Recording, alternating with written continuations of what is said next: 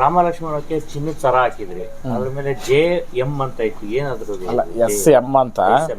ಅದು ಸಂಪತ್ ಕುಮಾರ್ ಮಂಜುಳಾ ನಮ್ಮ ತಂದೆ ತಾಯಿ ಅವ್ರ ಇನ್ಶಿಲ್ಗಳು ಹಾಕಿಸಿದ್ರು. ಮೊದ್ಲಿಂದನೂ ಹಾಕ್ತಿದ್ರಾ, ಇವಾಗ ಹೊಸ್ದಾಗಿ ತಗೊಂಡಿದ್ದ ಹೆಂಗೆ? ಇಲ್ಲ, ನಾನು ಹೇಳ್ನಲ್ಲ 2 ಓರಿಗಳಿದ್ದು, ಅದು 2 ಓರಿ ಇದ್ದಾವಾಗೇನೆ ಮಾಡಿಸಿದ್ದಾವೆಲ್ಲ ಅವಕ್ಕ.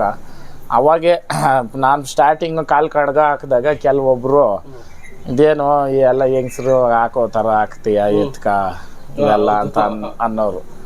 ಇವತ್ತು ಅದು ಬಸವಣ್ಣನಕ ನಾವು ಮಾಡೋ ಇದು ಅಲಂಕಾರ, ಅದು ಇವತ್ತು ಎಲ್ಲರೂ ಮಾಡ್ತಾವ್ರೆ. ಅರ್ಥ ಮಾಡ್ರಿ. ಅವಾಗ ಎಲ್ಲಾನು ಹಿತ್ತಾಳೆದು ಕೊಂಬುಕೊಪ್ಪಗಳು ಹಾಕೋರು. ನಮ್ಮ ಮನೆನಾಗ ನಗಾಕ ಕುರ್ಜಿ ಕಟ್ಟಿದ್ರಲ್ಲ ನೊಗ, ಅದ್ರದ್ದು ಹಿತ್ತಾಳೆದು ಹಂಚು ಹೊಡ್ಸಿರೋದು. ಅದ್ರಕ ನಮ್ಮ ತಾತ ಅಜ್ಜಿ ಹೆಸರು ಎಲ್ಲ ಹಾಕಿ ನಮ್ದು ಕರ್ಗದ ದೇವ್ರದ್ದು ಇದಾಕಿ ಮಾಡಿದ್ವಿ. ಅದ್ರನ್ನ ನಮ್ಮ ಮನೆಯಲ್ಲಿ ಬಂದು ನೋಡ್ಕೊಂಡೋಗಿ ನೊಗ ಮಾಡಿಸ್ಕೊಂಡಿರೋರು ನಮ್ಮ ಮನೆಯಲ್ಲಿ ಬಂದು ಇದೆಲ್ಲಿ ಮಾಡಿಸ್ದೆ ಹೆಂಗ್ ಮಾಡಿಸ್ದೆ ಅಂತ ನೋಡ್ಕೊಂಡೋಗಿ ಮಾಡಿಸ್ಬಿಟ್ಟು ನಮ್ಮ ಮೇಲೆ ಮಾತಾಡ್ತಾರೆ ನೋಡಿ. ಇದೇ ಮನುಷ್ಯನ ಗುಣ. ಏನ್ ಹೇಳ್ರಿ, ತಿಂದ ಮನೆಯಲ್ಲಿ ಏತ್ ಬಿಟ್ಟು ಹೋಗೋ ನ್ಯಾಯಿಗಳು. ಹೌದಾ ಇಲ್ಲ? ನಾನು ಕೊಂಬುಕುಪ್ಪ ಬೆಳ್ಳಿದ್ ಹಾಕ್ದವಾಗ ವಿಡಿಯೋಗಳು ಅವು ಕೆಲವೊಂದು ಅವಾಗ ಕಿತ್ತು, ಕೆಲವೊಂದು ಅವಾಗ ಇರಿಲ್ಲ. ಅರ್ಥ ಮಾಡಿದೆ.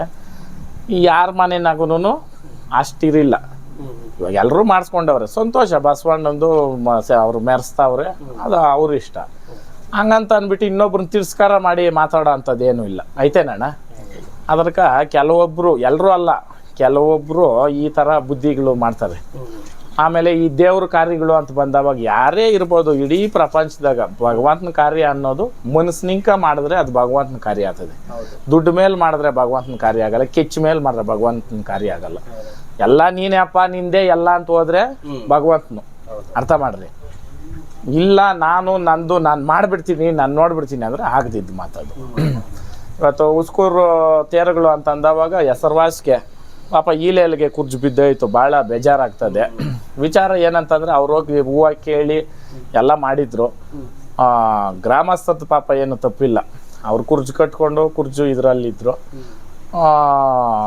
ಏನು ಹೇಳ್ತೀನಿ ಅಂತಂದರೆ, ನಾವು ಕೆಲವೊಂದು ಎತ್ತುಗಳವ್ರು ನಾವು ಹೋಗಿ ಕರೆದಿದ್ದೀರಿ.